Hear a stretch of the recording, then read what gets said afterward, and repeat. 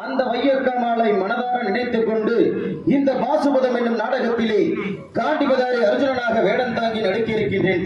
தாயே, எமக்கு உறுதுணையாக இருக்க வேண்டும் அம்மா, உறுதுணையாக இருக்க வேண்டும்.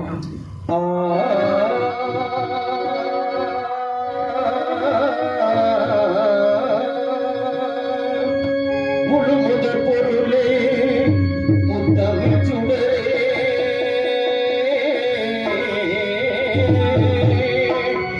முழு முதற் பொருளே முத்தமிழ் சுடரே, மோனமே வேதநாயகனே, தொழுதிடும் அடியார் துயர் எல்லாம் தீர்க்கும் துயனே.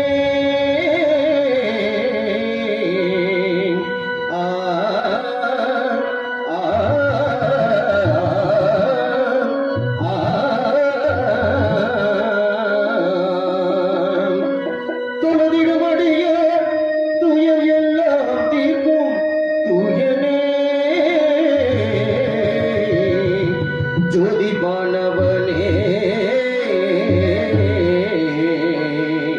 ஜோதிபானவனே,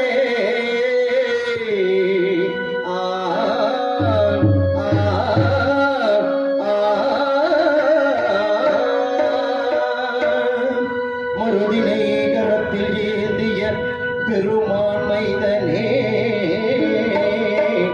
வாரணமுகனே, பழுதர பணிந்தேன் உம்மை, கடை கண்ணால் எம்மை பார்த்தருள் செய்விநாயகனே, பார்த்தருள் செய்விநாயகனே.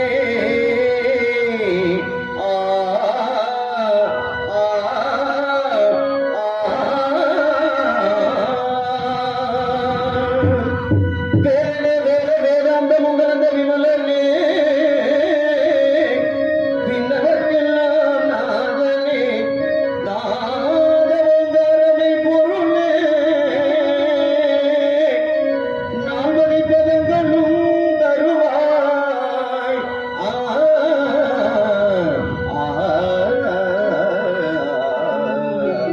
நால்வகை பதங்களும் தருவாய்.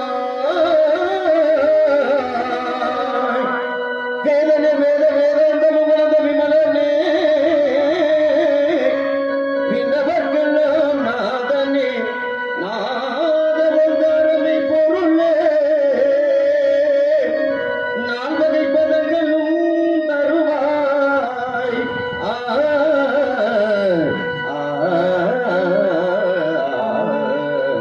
அருள் புரிவாய் விநாயகனே.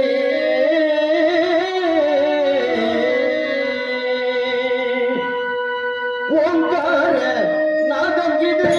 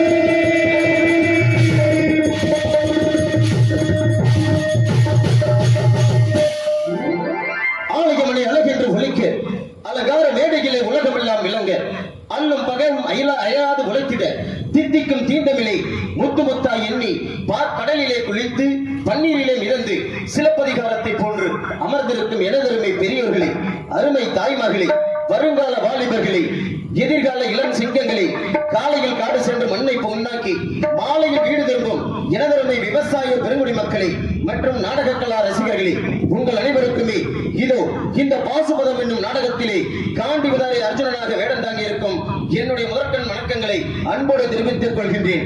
வணக்கம், வணக்கம், வணக்கம்.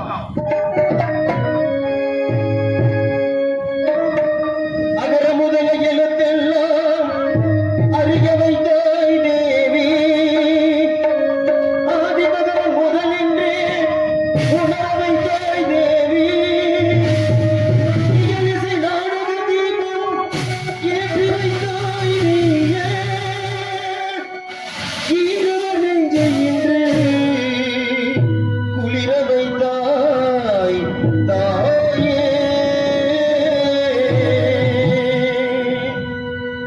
அகர முதல எழுத்தெல்லாம் அறிய வைத்தாய் தேவி, ஆதி பகவன் முதலென்றே உணர வைத்தாய் தேவி, அகர முதல எழுத்தெல்லாம் அறிய வைத்தாய் தேவி, அகர முதல எழுத்தெல்லாம் அறிய வைத்தாய் தேவி, ஆதி பகவன் முதலென்றே உணர வைத்தாய், அகர முதல எழுத்தெல்லாம் அறிய வைத்தாய் தேவி.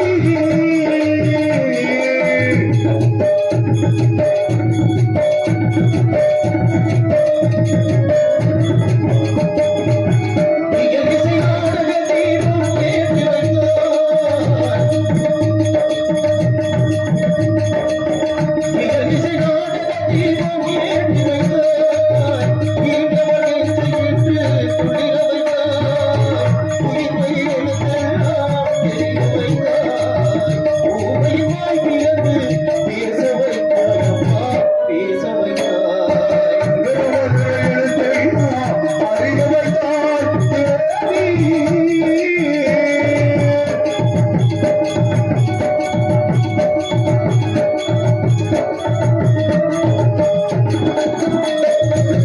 என்னும் எழுதெல்லாம் தந்திருந்தாய்,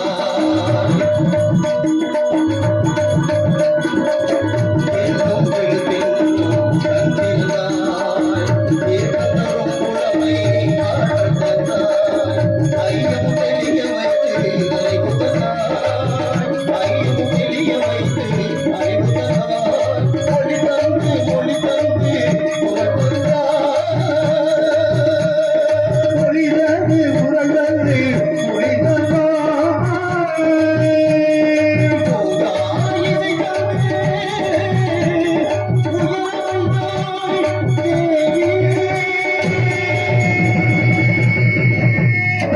நாங்கள் நடிக்கக்கூடிய இந்த நாடகத்தில் எவ்வித குறைகள் இருந்தாலும் அந்த குறைகளை மன்னித்து எங்களுக்கு விடியும் வரை ஊக்கமும் உற்சாகமும் கொடுக்க வேண்டும் என்று உங்களிடத்தில் அன்போடு கேட்டுக்கொண்டு எங்களுடைய பணியை துவங்குகின்றோம். நஞ்சை கலனிகளின் நாயகனே நீ வாழ்க, நடனமிடும் காவேரி காவலனே நீ வாழ்க, தஞ்சம் என்று வருபவர்க்கு தஞ்சம் வழங்குகின்ற தஞ்சை பெருவுடைய நாயகனே நீ வாழ்க, நிஜமதில் வெற்றி கண்டு அஞ்சலிக்கும் மக்களுக்கோ பின்னுய பெரிய கோயில் தந்து வீரராஜ ராஜ சோழ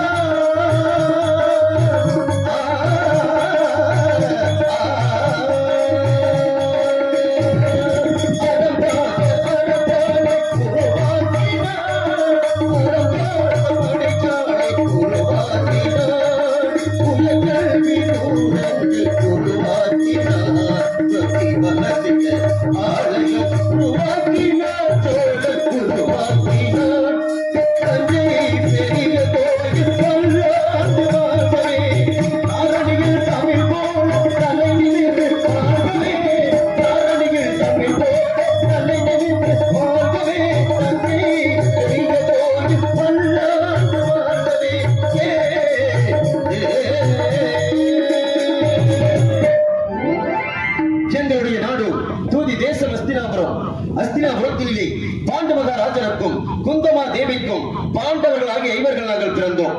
தர்மர், பீமன், அர்ஜுனன், நகுலன், சகாதேவன் என்று சொல்லப்பட்ட நாங்கள் ஐவருமே பிறந்து என்னுடைய தந்தையாகிய பாண்டு மகாராஜனுக்கு பிறகு என்னுடைய அண்ணனாகிய தர்ம பூபதிக்கு முடிசூட்டி இந்த அஸ்தினாபுரத்தை சீரோடும் சிறப்போடும் நாங்கள் ஆட்சி புரிந்து வந்தோம். அப்படி நாங்கள் ஆட்சி புரிந்து வரும் தருணத்திலே எங்களுடைய பெரிய தந்தை மகனாகிய துரியோதனன், துர்ச்சாதனன், அவன் சகோதரர்களோ 99 பேர், கர்ணனோடு சேர்த்து 101 பேர், அவன் மாமன் சகுனி, இவர்கள் அனைவருமே ஒன்று சேர்ந்து இந்த பாண்டவர்களை எப்படியாவது அழித்து விட வேண்டும், இல்லை என்றால் இவர்களை இந்த நாட்டை விட்டே விரட்டி விட வேண்டும் என்று எண்ணினார்கள். அப்படி எண்ணிய தருணத்தில் அந்த துரியோதனாகப்பட்டவன் ஒரு பளிங்குமா மண்டபம் ஒன்று கட்டினான். அந்த மண்டபத்திற்கு பாண்டவர்களாகிய எங்கள் ஐவரையுமே விருந்திற்கு அழைத்தான். பாண்டவர்களாகிய நாங்கள் ஐவருமே அந்த விருந்திற்கு சென்று அமர்ந்திருக்கும் வேளையிலே அந்த துரியோதனாகப்பட்டவன் எங்களை தந்திர விஷயமாக பகடையாடச் செய்தான். அந்த பகடையாட்டத்திலே அவன் மாமன் சகுனியில் சூழ்ச்சியினால் எங்களை தோற்கடித்து விட்டான் சண்டாளன் துரியோதனன். அந்த பகடையாட்டத்திலே நாங்கள் எங்களுடைய நாடு, நகரம், பொன் பொருள் அனைத்தையும் இழந்து பெற்றோம். பகடையிலே தோற்றவர்கள் பகடையாட்டத்திலே தோற்றதனால் அந்த துரியோதனாகப்பட்டவன் தெரிவிக்கின்றான். எப்படி என்றால், பகடையிலே தோற்றவர்கள் 12 வருடம் வனவாசமும் 1 வருடம் அந்நியாதவாசமும் இருந்து அந்த 18 நாட்கள் நடக்கக்கூடிய பாரத போரிலே வெற்றி பெற்றால் உங்களுக்கு பகுதி நாடு தருவதாக கூறி எங்களை வனத்திற்கு அனுப்பிவிட்டான் சண்டாளன் துரியோதனன். இப்பொழுது நாங்கள் வனத்திலே பர்ணாக சாலை அமைத்து வன சஞ்சாரம் செய்து கொண்டு வருகின்றோம். நான் என்னுடைய அண்ணன்மார்களுக்காக காய்கறிகளை பறித்து வருவதற்காக இந்த வனத்திற்கு வந்திருக்கின்றேன். இதோ என்னுடைய அண்ணன்மார்களுக்கு தேவையான காய்கறிகளை நான் பறித்து விட்டேன். என்னுடைய அண்ணன்மார்கள் இருக்கக்கூடிய பர்ணாக சாலையை நோக்கி புறப்பட வேண்டும். இதோ புறப்படுகின்றேன், நான் புறப்படுகின்றேன்.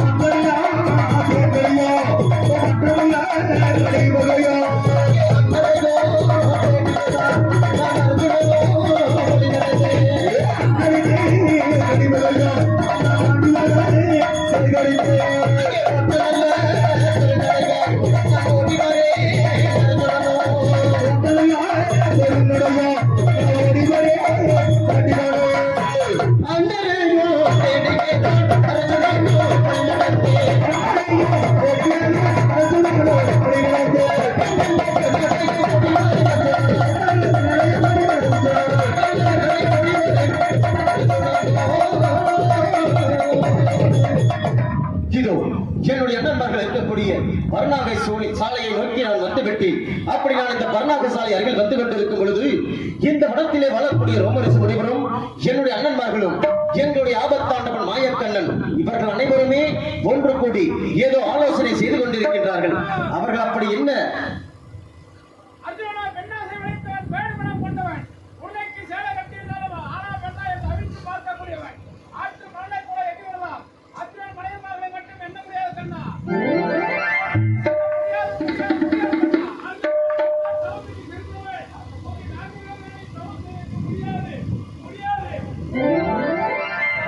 என்ன ஆச்சரியமாக இருக்கின்றது. இந்த அவர்கள் மூவரும் என்ன பேசிக் கொண்டிருக்கின்றார்கள் என்று நான் அருகில் சென்று கவனிக்கும் பொழுது என்னுடைய அண்ணராகப்பட்டவர் அந்த ரோமரிசு முனிவரிடத்திலே கேட்கின்றார்.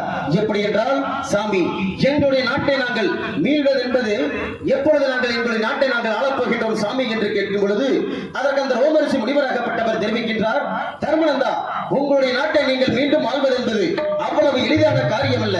ஏனென்றால் துரியோதனோ கர்ணனை வளர்க்கின்றான், கர்ணனோ நாகபாசம் என்னும் கணையை வளர்த்து வருகின்றான். எதற்காக தெரியுமா? உன்னுடைய தம்பியாகிய அர்ஜுனனை கொள்வதற்காக. அது மட்டுமில்லை, அந்த நாகபாச கணையை வெல்வதற்கு இந்த 14 லோகத்திலும் எதிர்கணை இல்லை. அப்படி இருக்கும் பொழுது நீங்கள் எப்படி அந்த துரியோதனனை வெல்லப் போகின்றீர்கள்? துர்ச்சாதனனை வெல்லப் போகின்றீர்கள்? கர்ணனை வெல்லப் போகின்றீர்கள்? அந்த கர்ணன் வைத்திருக்கக்கூடிய நாகபாச கணையை எப்படி வெல்லப் போகின்றீர்கள் தர்மனந்தா என்று கேட்கின்றார் அந்த ரோமரிசி முனிவராகப்பட்டவர். அதற்கு என்னுடைய அண்ணராகிய தர்மபூபதி கூறுகின்றார், சாமி, தங்களை போன்ற நல்லோர்களின் ஆசையுடன் அந்த துரியோதனன், துர்ச்சாதனன், கர்ணன் வைத்திருக்கக்கூடிய நாகபாசக்கனை இவை அனைத்தையும் வெல்ல வேண்டும் சாமி. அதற்கு தாங்கள் தான் ஒரு யோசனை கூற வேண்டும் சாமி என்று கூறுகின்றார்.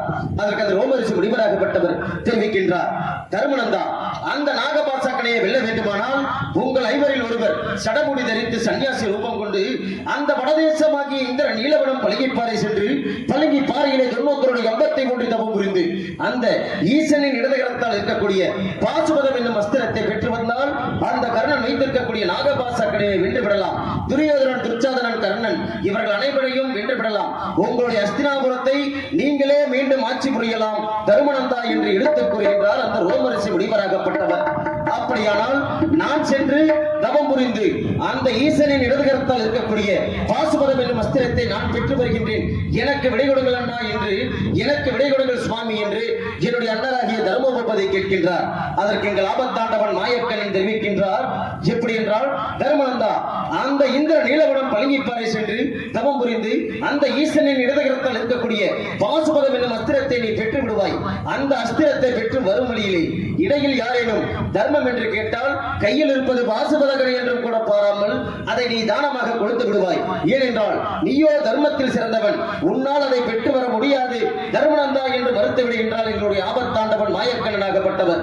அதன் பிறகு என்னுடைய இளைய அண்ணன் பீமசேனன் கேட்கின்றார், கண்ணா, எனக்கு விடை கொடுங்கள், நான் சென்று வருகின்றேன் என்று கேட்கும் பொழுது அதற்கு எங்கள் ஆபத்தாண்டவன் மாயக்கண்ணன் தெரிவிக்கின்றார், பீமா, அந்த நீலவனம் பழங்கிப்பாறையிலே நீ சென்று 90 கம்பத்தை கொண்டு தவம் புரிந்து கொண்டிருக்கும் பொழுது அந்த ஈஸ்வரனாகப்பட்டவர் இவனை சற்று சோதித்து பார்க்க வேண்டுமே என்பதற்காக தனக்கு முன்பதாக தாமதமாக தோன்றினார். நீ என்ன செய்வாய் தெரியுமா? எதிரே இருப்பது சிவன் என்றும் கூட பாராமல் உன்னுடைய தண்டாயுதத்தால் தாக்கி விடுவாய். ஏனென்றால் நீயோ முன்கோபக்காரன், பொறுமை இழந்தவன். ஆகையால் அந்த பாசுபதம் என்னும் அஸ்திரத்தை பெற்று வர முடியாது வீமா என்று மறுத்து விடுகின்றார்.